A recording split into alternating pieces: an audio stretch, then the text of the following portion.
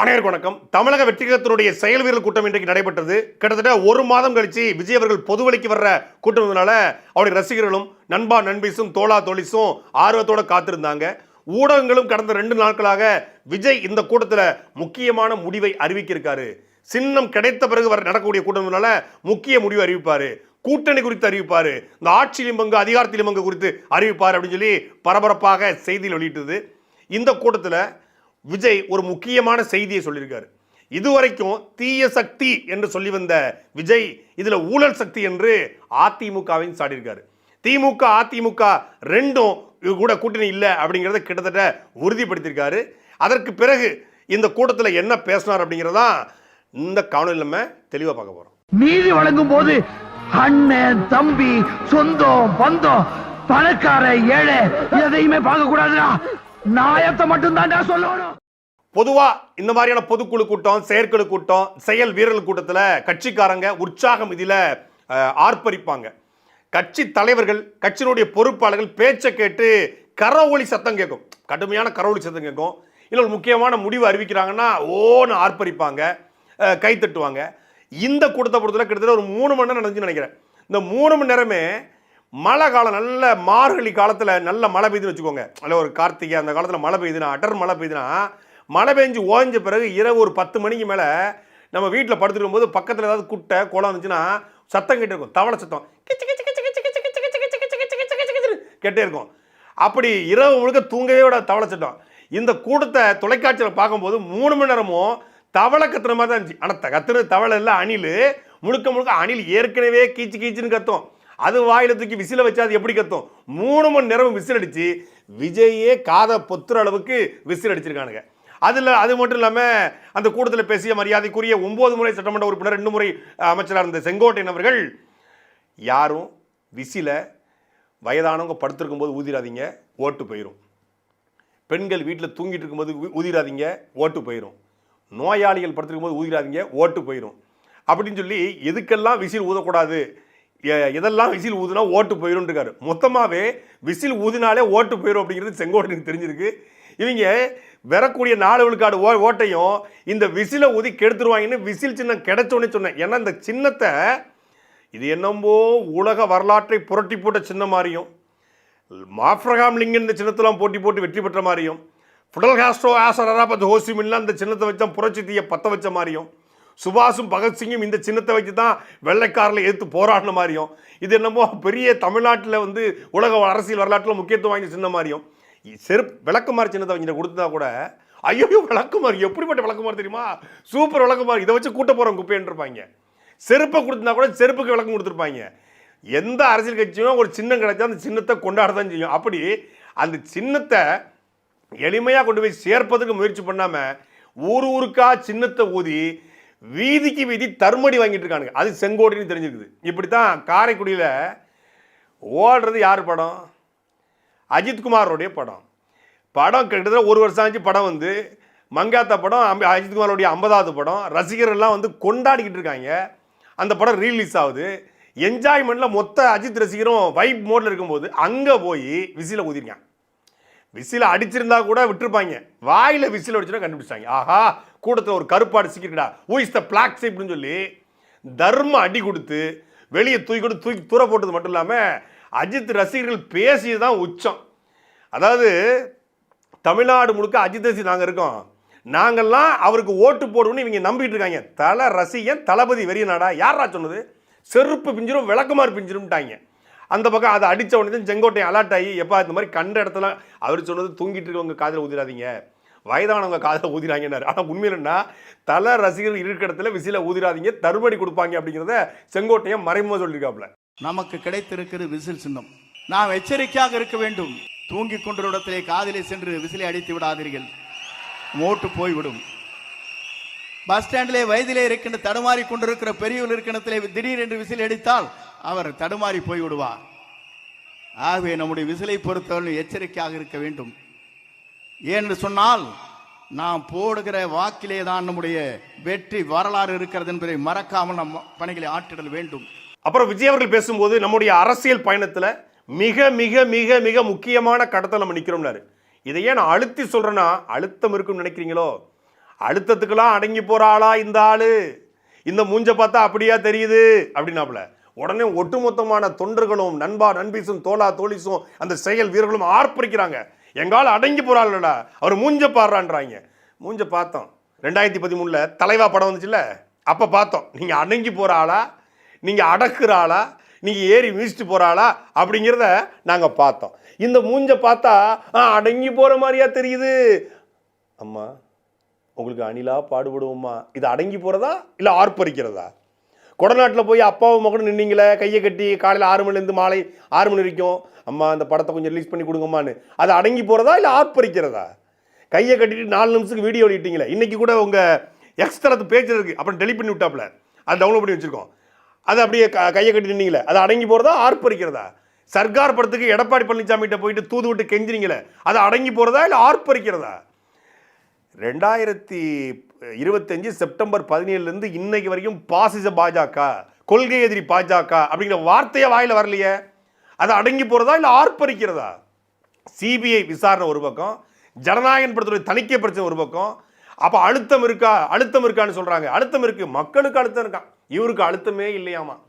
அழுத்தமே இல்லை அப்படின்னா எதற்காக பாஜகவை நேரடியாக இந்த கூட்டத்தில் கூட பாஜக அடிமையா இருக்காங்க, பாஜகவுக்கு அடிமையா மற்ற கட்சிகள் இருக்குன்னு சொல்றாங்க ஒழிய பாஜக அழுத்தம் கொடுக்குது, மோடி அழுத்தம் கொடுக்குறாரு, அமித்ஷா அழுத்தம் கொடுக்குறாரு அப்படின்னு ஏன் சொல்ல மாட்டீங்க? அப்ப அழுத்தங்கிற வார்த்தைங்கிறது நான் அடங்கி போக மாட்டேன்னு அவருடைய நண்பா நண்பீச அவர் தோளா தொழிச்சு நம்ப வைக்கிறாமா. இந்த மூஞ்ச பார்த்தா அப்படி இருக்குன்றாரு. சிபிஐ ஆபீஸ் இருந்து வெளியே வரும்போது பார்த்தோம் இந்த மூஞ்ச. இந்த அழுத்தத்துக்கெல்லாம் அடங்கி போற ஆளா இந்த ஆளு, இந்த மூஞ்ச பார்த்தா அப்படியா தெரியுது உங்களுக்கு?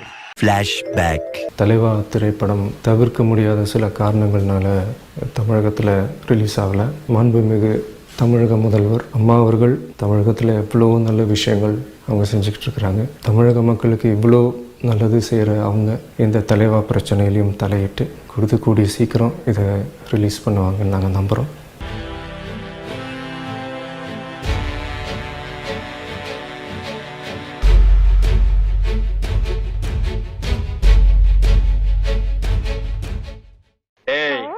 தெரியும்டா எனக்கு என்னென்ன வேலைக்கு எப்படி எப்படி முடிய டைப்பா மாத்துவேன்னு எனக்கு தெரியும். இதெல்லாம் நம்ம கிட்ட வேண்டாம் மகனே. இதுவரைக்கும் தீய சக்தி திமுகன்னு சொன்னவர் முதல் முறையாக அதிமுகவை நேரடியாக ஊழல் சக்தின்னு சொல்லியிருக்காரு.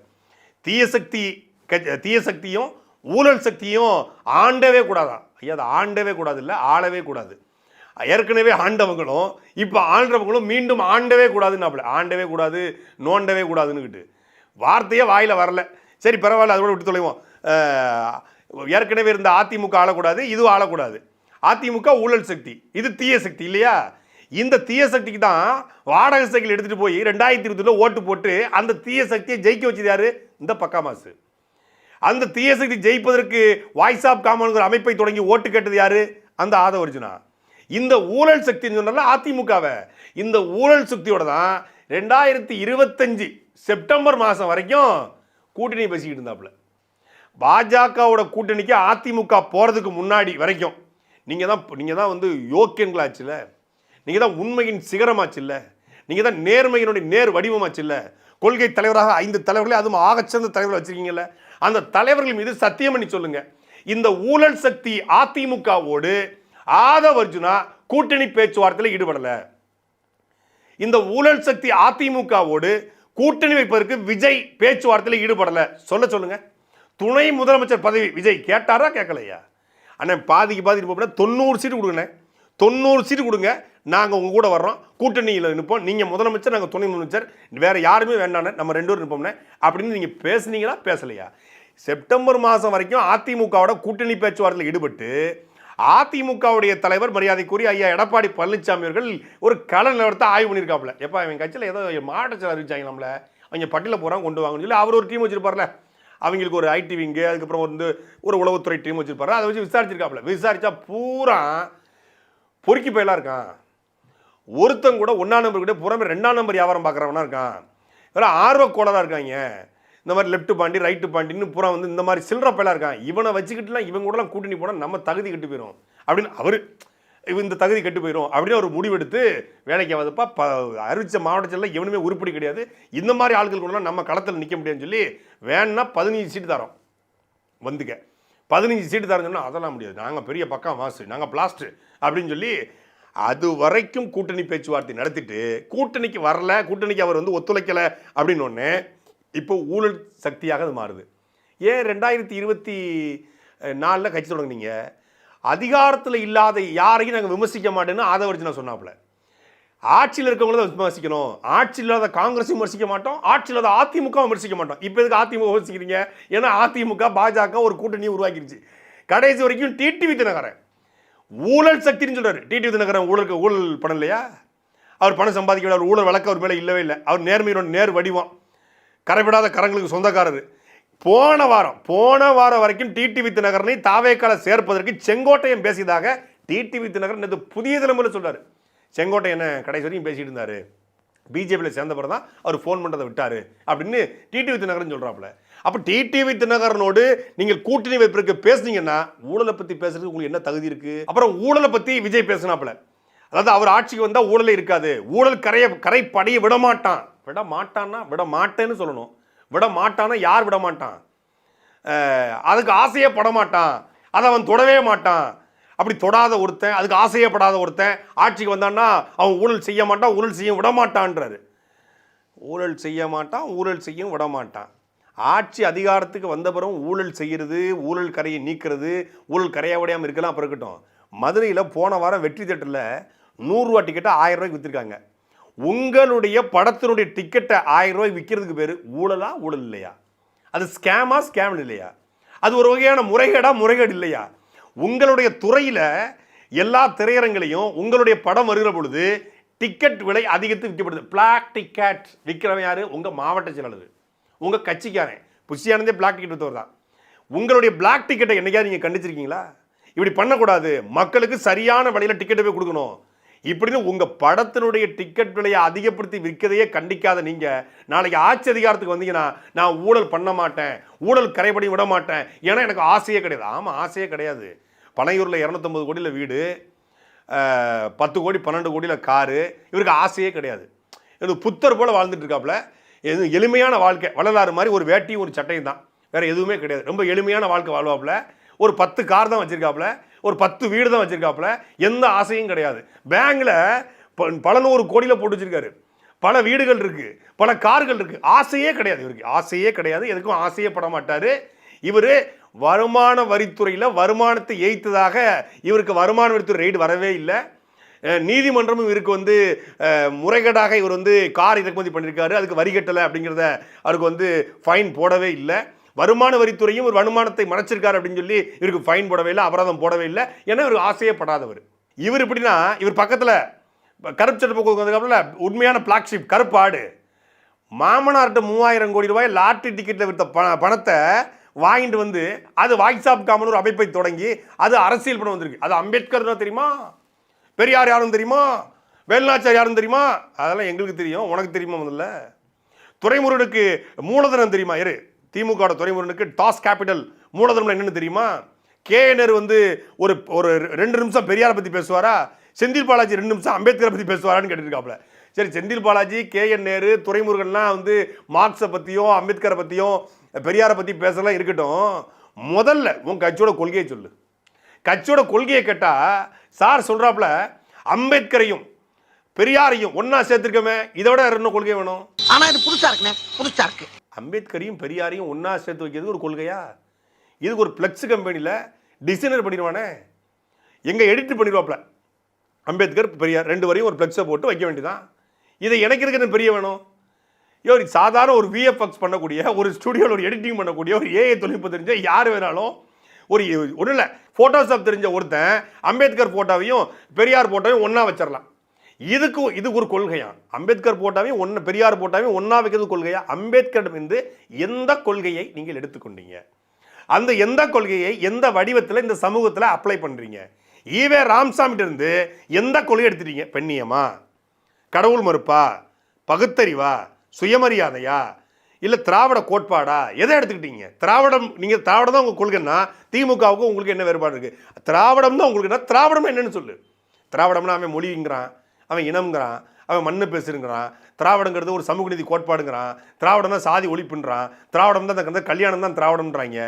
திராவிடங்கிறது அதெல்லாம் ஒன்றுமே இல்லைங்க, ஒரு ஐடியாலஜிங்க, அது ஒரு சும்மா ஒரு வகையான பார்வைங்க, அது அந்த காலத்தில் தேவைப்பட்டுச்சுங்க, அது ஆரியத்துக்கு எதிரான கோட்பாடுங்க, சனாதத்துக்கு எதிரான கோட்பாடுங்க, அது ஒரு சமூக நீதிக்கான ஒரு கோட்பாடுங்கன்றாங்க. சரி, எது திராவிடம் நீ சொல்லு, நீங்கள் சொல்லுங்கள் சார். திராவிடம்னா என்ன, கொள்கை என்னன்னு கேட்குறாங்க. எங்ககிட்டயா கொள்கை கேட்குறீங்க? பெரியாரையும் அண்ணாவையும் ஒன்றா இணைச்சிருக்கமே, இதை விட வேறு என்ன கொள்கை வேணும்? பெரியாரையும் அண்ணாவையும் இணைக்கிறதுக்கு வந்து போட்டோஷாப் போதும், அது கொள்கை கிடையாது. கொள்கை என்ன? நாம் தமிழர் கட்சினா தமிழ் தேசியம் என்கிற ஒரு கொள்கையை முன்னிறுத்துது, திமுகனா திராவிடம் அப்படிங்கிற கொள்கையை முன்னிறுத்துது, பிஜேபினா இந்து தேசியம், கம்யூனிஸ்ட்னா பொது உடைமை, மக்களதி மையம்னா ஒரு சென்டரிசம். அது போல உங்களுடைய கொள்கை என்ன, அதை சொல்லு. அப்ப யோசி. அதாவது அவர் என்ன சொல்ல வர்றாருன்னா, கொள்கை இன்னைக்கு தமிழ்நாட்டுக்கு தேவையில்லைன்றாப்ல. அதாவது திமுக ஸ்டாலின் அவர்களோ இல்லை உதயநிதி ஸ்டாலினோ இல்லை வந்து கலைஞரோ யாருமே வந்து கொள்கையை அப்ளை பண்ணலை. கொள்கையே பேசிட்டு கொள்ளையடிச்சிட்டாங்க, ஊழல் பண்ணிட்டாங்க, கோடி கோடியாக சொத்து சேர்த்தாங்க, வசதி வாய்ப்போட வாழ்ந்துட்டாங்க, வாரிசு அரசியல் பண்ணிட்டாங்க, குடும்ப அரசியல் பண்ணிட்டாங்க, அதனால கொள்கை தேவையில்லை. அதாவது கொள்கை பேசியவர்கள் அப்ளை பண்ணலையா, அதனால நாங்கள் கொள்கையை அப்ளை பண்ணவே இல்லை, கொள்கை எங்களுக்கு தேவையில்லை, மக்களுக்கு நாங்கள் நல்லது பண்ணிருக்கோம். நல்லதை எப்படி பண்ணுவேன்? எந்த தத்துவத்தின் பின்னாடி நின்று பண்ணுவேன்? எந்த கோட்பாட்டை முன் வச்சு பண்ணுவேன்? தனியார் மயம், உலக மயம், தாராள மயம் இருக்கு, கார்பரேட் இருக்கு, அதை எதிர்ப்பியா ஏற்பியா? அதுக்கு நான் உங்களுக்கு பார்வையை சொல்லணும்ல. அப்போ உன் கொள்கையை சொல்லும் போது தான் உன் கொள்கை இதை எதிர்க்குதா ஏற்குதான்னு தெரியும். இப்போ நீங்கள் வந்து 8 வழிச்சாலை வருது, பரந்தூர் வருது, குலசேகரப்பட்டத்தில் விண்வெளி மையம் வருது, கூடங்குளம் அணு உலை இருக்குது, ஸ்டெர்லைட்டு திருப்பி திறக்கணும் சொல்லிக்கிட்டு இருக்கிறான், எண்ணூர் அணுமின் நிலையம் இருக்குது.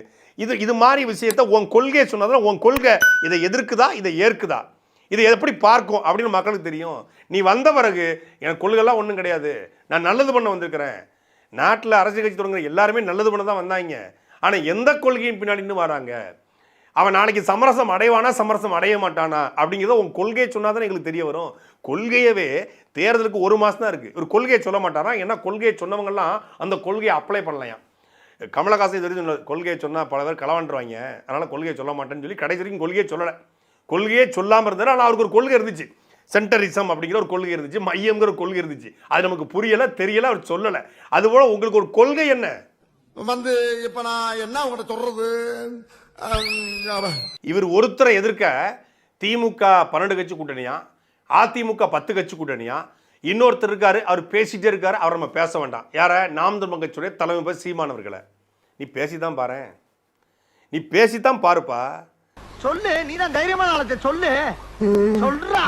இதே அண்ணன் சீமானவர்கள்ட்ட, அண்ணன் நீங்க அதிமுக நாம எல்லாரும் சேர்ந்து நிற்போம்னே, நீங்க ஒரு துணை முதலமைச்சர், நாங்க ஒரு துணை முதலமைச்சர் அப்படின்னு நீங்க பேசுனீங்களா பேசலையா? அதை ஒரிஜினல் அந்த பேச்சுவார்த்தையை நடத்துறீங்கன்னா நடத்தலையா சொல்லுங்க.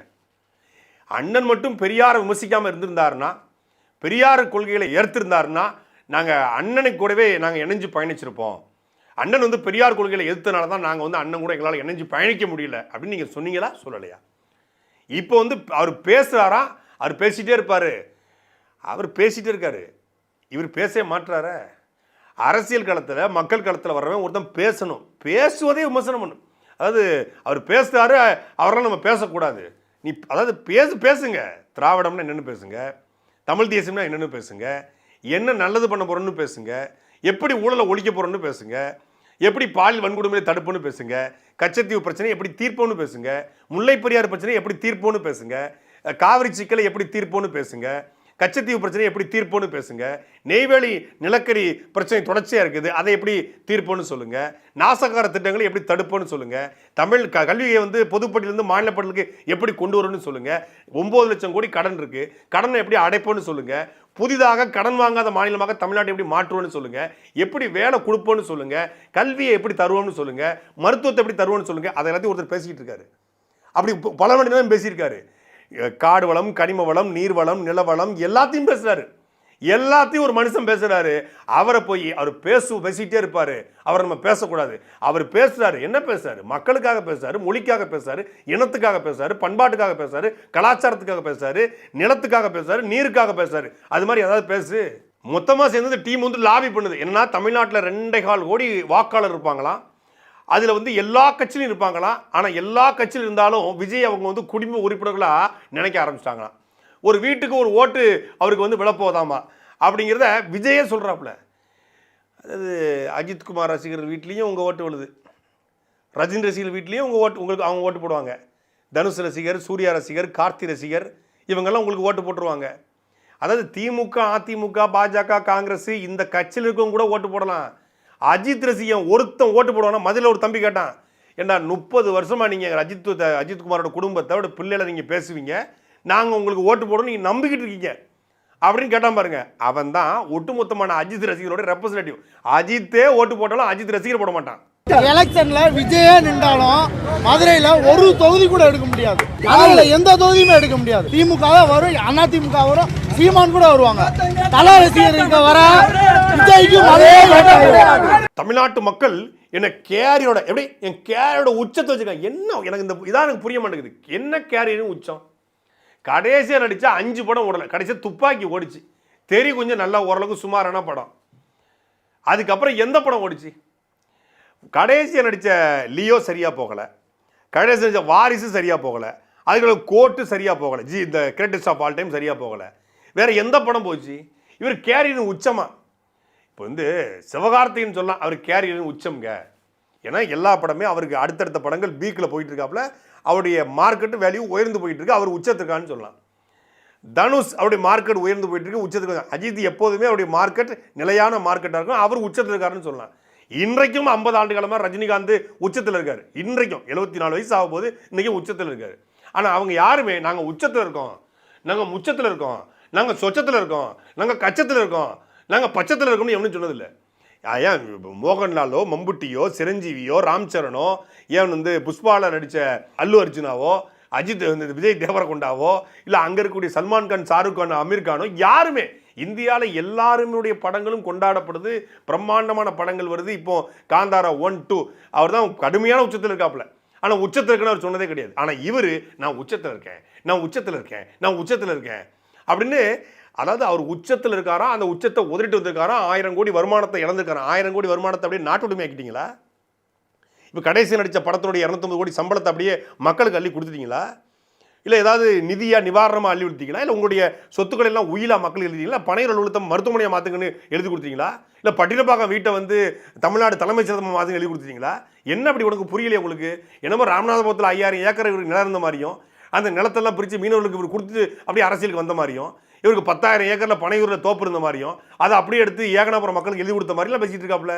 என் கேரோட உச்சத்தை உதறிட்டு வந்திருக்கிறேன், மக்களுக்காக நான் எல்லாத்தையும் இழந்துக்கிறேன். ஆமாம், இவர் பெரிய பெண்ணிக்கு அப்படியே மனைவியுடைய நகை பணம் இப்படி சொத்தெல்லாம் இழந்து அப்படியே முல்லை பெரியார் அணை கட்டுவதற்கு பண்ண மாதிரி அணையை கட்டி வச்சுட்டாப்புல. இவர் பெரிய முத்துராமலிங்க தேவர் அப்படியே தன்னுடைய சொத்து பத்தெல்லாம் உயிர் எழுதி ஏழை எளிய மக்கள் எழுதி கொடுத்துட்டாப்புல. இவர் பெரிய வள்ளல் பாண்டித்துறை தேவர் அப்படியே சொத்தை விற்று அப்படியே மதுரையில் மிகப்பெரிய நூலகங்களுக்கு திருக்குறளையும் மற்ற சங்க இலக்கிய நூல்களையும் இது பண்ணி எழுதி கொடுத்தாப்புல, காசு கொடுத்தாப்புல. இவர் பெரிய பக்கிமுகம் ராவுத்தர் அப்படியே வாவுசி கப்பல் விடுறதுக்கு காலால கப்பல் வாங்குறதுக்கு அப்படியே காசு எடுத்து கொடுத்தாப்புல. யார் நீ என்னைக்கு காசு கொடுத்துருக்கிற? கட்சி ஆரம்பித்த பிறகு 234 தொகுதியில் இருக்கக்கூடிய மாணவர்களை கூப்பிட்டு உனக்கு மோதிரம் தரேன், உனக்கு நெக்லஸ் போடுறேன். கட்சி ஆரம்பித்த பிறகு அதுவும் தொகுதி வாரியா, அது ஒரு அஜித் ரசிகர் நல்லா கேட்டாப்புல. நீ இது வரைக்கும் அம்மன் ஜல்லி மக்களுக்கு கொடுத்துருக்கிறியா? கட்சி ஆரம்பித்த பிறகு நிவாரணம் பண்ணுறன்னா நீ ஓட்டுக்காக பண்ணுற அப்படின்னு மக்கள் கேள்வி கேட்குறான், சாமானிய மனிதர்கள் கேள்வி கேட்குறான். இவர் கேரிடும் உச்சத்தை உதறிட்டாப்புல. என்ன உச்சத்தை உதறிட்டீங்க? அரசியலுக்கு படம் எடுத்து அரசியலுக்கு மாநாடு போட்ட பிறகும் ஒரு படத்தை நடித்து அந்த படத்தில் 250 கோடி ரூபா சம்பளம் வாங்குறீங்க. எந்த உச்சத்தை உதறினீங்க? இப்போ ஜனநாயகன் ரிலீஸ் ஆகலை. இன்னைக்கு வரைக்கும் ஜனநாயகன் போன மாதம் வரைக்கும் சம்பளம் வாங்கியிருக்காரு. ஜனநாயகன் ஒருவேளை வெளியே வர்றனா அடுத்த படத்தை கண்டிப்பாக நடிப்பார். மாநாட்டுக்கு இந்த தேர்தல் முடிஞ்ச பிறகும் அடுத்த படம் நடிப்பார். என்னத்தை உதறிட்டீங்க? இல்லைங்க, என் படம் பூரா நாட்டுடைமை ஆக்கிட்டாங்க. சொல்லுங்கள், தயாரிப்பாளர்லாம் பேசி எப்பா என் படம் இனிமேல் நாட்டுடைமையாக்கப்பட்டுச்சு. நாட்டுடைமையாக்கப்பட்டாலும் வீட்டுடைமையாக இந்த படத்தை ஒன்றும் பார்க்க போகிறது இல்லை, அது ஒரு விஷயம். அப்படி ஏதாவது ஒன்று இருக்கா? நான் அரசியலுக்கு வரதுக்கு முன்னாடி எனக்கு எந்த விதமான காசும் வேண்டாம், நான் என் வாழ்க்கையை நடத்துவதற்கு என் கட்சிக்காரன் பார்த்துக்குவோம். விஜயகாந்த் சொன்னார், எனக்கு ஒன்றும் வேண்டாங்க, நான் 4 பேர் வீட்டில் இது கூட சாப்பிட்டு கூட பொழைச்சிக்குவேன். உண்மையிலே நல்ல மனுஷன் அந்த மனுஷன். அப்படி பண்ணார். காமராஜர் வரும்போதும் பணம் இல்லை, அவர் இறந்து முடிக்கும் போதும் பணம் இல்லை, அரசியல் வச்சு எதுவும் சம்பாதிக்கலை. அப்படி ஏதாவது உங்ககிட்ட இருக்கா? ஏதாவது உண்டா? ஜீவானந்த மாதிரியோ சிங்காரவேலர் மாதிரியோ ஏதாவது ஒன்று உங்கள்கிட்ட இருக்கா? கட்டிய வேட்டியை வச்சுட்டு அரசியல் பண்ணாங்க. கட்டிய வேட்டியை மாற்றுவதற்கு மாற்று துணிமணி இல்லாமல் அரசியல் பண்ணாங்க. நீங்கள் அப்படி ஏதாவது பகட்டு அரசியல். ஒரு தொகுதிக்கு 8 கோடி ரூபா வரைக்கும் செலவு பண்ணுறதுக்கு தாவேக திட்டமிடுது. 50 கோடி ரூபாய்க்கு எவன் சொத்து வச்சுக்கணும் அவனுக்கு தான் வேட்பாளர்னு தாவேக திட்டமிடுது. மறுக்க முடியுமா? சாதாரண ஒரு ஆட்டோ டிரைவரை வேட்பாளரை நீங்கள் போட்டுருவீங்கன்னா எந்த பணபலமும் இல்லைங்க, எந்த படைபலமும் இல்லைங்க, ஆட்டோ டிரைவருங்க, இவர் வேட்பாளருங்க சொல்லு, அப்படி சொல்லுங்க யாராவது. 50 கோடி வேட்பாளரை பிடிச்சிக்கிட்டு இருக்காரு செங்கோட்டையன், தேடிக்கிட்டு இருக்காப்புல. அதாவது கவுண்டரில் 2 வேட்பாளர் கிடைப்பாங்களா, மரவர 2 வேட்பாளர் கிடைப்பாங்களா, வேட்பாளர் பிடிச்சிக்கிட்டு இருக்காப்புல, தேடிக்கிட்டு இருக்காப்புல. இல்லைன்னு மறுக்க சொல்லுங்க. பணம் படைத்ததும் சீட்டு. அதனால தான் விஜய் சொல்றாப்புல, நாங்கள் யாரை வேட்பாளராக நிப்பாட்டுறோமோ உங்களில் வேட்பாளரை தேர்ந்தெடுப்பேன், நீங்கள் வேலை செய்யணும்னு சொல்லலை, நாங்கள் யாரை வேட்பாளரை நிறுத்துறோமோ அவனுக்கு வேலை செய்யு அப்படின்னு அர்த்தம். நான் வேட்பாளரை பணம் படைத்தோன்னா இறக்குவேன், ஓட்டுக்கு பணம் கொடுப்பதற்கு தாவேக தயாராகிடுச்சு. அப்புறம் என்ன திமுக அதிமுக நீ மாற்று. என்னை அண்டர் எஸ்டிமேட் பண்ணாதீங்க, நாங்கள் எஸ்டிமேட்டே பண்ணலையே, அப்புறம் அப்படியே அண்டர் எஸ்டிமேட் பண்ண முடியும்? நாங்கள் எஸ்டிமேட்டே பண்ணல, யோசிக்கவே இல்லை. அரசியல் களத்தில் நிற்பவனுக்கு ஒரு தகுதி வேணும், அரசியல் களத்தில் நிற்பவனுக்கு ஒரு தியாகம் செய்யக்கூடிய மனப்பான்மை வேணும். நான் மக்களுக்காக நிற்கிறேன், என் மண்ணுக்கும் மக்களுக்கு ஒரு பிரச்சனை நிற்பேன். கரூரை நின்னீங்களா? திருப்பரங்குன்றத்தில் நின்னீங்களா? கவின் ஆணவ படுகொலை நின்னீங்களா? மேல்பாதி மேல்மாலை நின்னீங்களா? தூய்மை பணியாளர் போடுறதுக்கு வந்து பார்த்தீங்களா? இப்போ செவிலியர்கள், அரசு ஊழியர், ஆசிரியர் பெருமக்கள், மருத்துவ பணியாளர்கள் தொடர்ச்சியாக போராடுறான். எங்கே வந்து நின்னீங்க? யார் வந்து நின்னாங்க? மண்ணுக்கும் மக்களுக்கு ஒரு பிரச்சனை நாம வந்து நிற்போம், கிழிப்போம். எவன் என்ன ஊர் முழுக்க விசில் அடிச்சுக்கிட்டு திரிஞ்சிட்டு இருக்காங்க, ஊரு கத்திக்கிட்டு. இதுதான் அரசியல் நம்புறாரு. இந்த விசிலடிச்சா குஞ்சுகளுக்கு, இந்த சிவகாசி படம், இந்த போக்கிரி படத்தை பார்த்தா வளர்ந்தவனுக்கு இந்த பேச்சு போதுங்கிற முடிவு கொண்டாப்புல. இப்போ நீங்கள் பேசினார்ல, ஏதாவது ஒரு இஷ்யூ பற்றி பேசினாரா? ஒரு மக்கள் பிரச்சனை, இந்த மக்கள் பிரச்சனை தீர்க்க போகிறோம். என் மொழி செத்து போச்சுடா அண்ணன் சீமான் சொல்ற, என் மொழி செத்து போச்சு, என் மொழியை மீட்க நாங்கள் வரணும். என் மண் மரடா போயிடுச்சு, அதை மீட்க நான் வரணும். பிளாஸ்டிக் துகள்களால் என் நிலம் நாசமாயிருச்சு, அதை மீட்க நாங்கள் வரணும். கடல் நாசமாயிருச்சு, கடல் வாழ் உயிரினங்கள் நாசமாயிருச்சு, அதை மீட்க நாங்கள் வரணும். என் இயற்கை வளம் கெட்டு போச்சு, அதை காக்க நாங்கள் வரணும். என்னுடைய மலை வளம் குன்றி என்னுடைய நிலம் செத்து போச்சு, மரங்களை வளர்க்கணும். 10 கோடி பனை திட்டம், 10 ஆண்டு பசுமை திட்டம் அதை உருவாக்குவேன். நிலமும் வளமும் சார்ந்த தொழிற்சாலை உருவாக்குவேன். தற்சார்பு பொருளாதார கொள்கையில தன்னிறைவான மாநிலமும் உருவாக்குவேன். இப்படி சொல்றாருல, இது மாதிரி ஏதாவது ஒரு கொள்கை இருக்கா?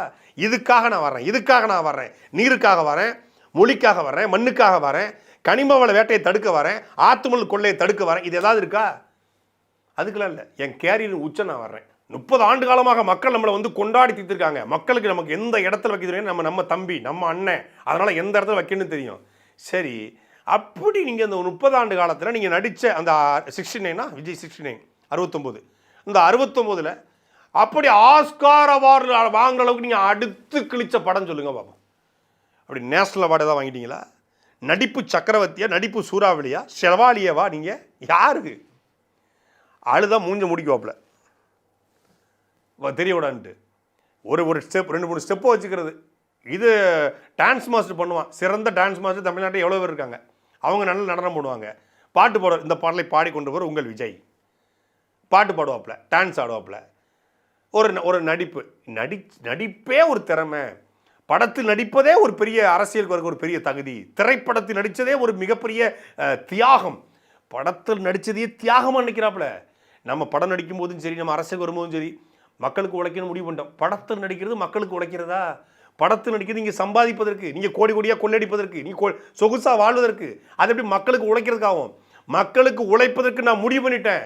மக்களுக்கு உழைக்கிறதே என்னுடைய வேலையாக மாறிடுச்சு, அதுவே என்னுடைய லைஃப் ஸ்டைலாக மாறிச்சுங்கிறாப்புல. சார் அப்படி என்ன உழைச்சி கிழிச்சிங்கன்னு கொஞ்சம் சொல்ல முடியுமா? லிஸ்ட்டு போடுங்க சார். நான் இதில் உழைச்சேங்க, நான் இந்த போராட்டத்துக்கு போனேங்க, நான் போனதுனால இந்த போராட்டமே வந்து முடிவடைஞ்சிச்சுங்க, நான் போனதுனால இந்த பிரச்சனை தீர்ந்துச்சுங்க. 1.5 வருஷம் ஆச்சு இல்லை திமுக ஆட்சியில் பிரச்சனையே இல்லையா? ஒரு பிரச்சனைக்கு விஜய் வந்து களத்தில் நின்று அந்த பிரச்சனை முடிவுக்கு வந்துச்சு. சொல்லுங்க, இனிமேல் விஜயை பேசலை. சாட்டை எடுத்து நாட்டை திருத்து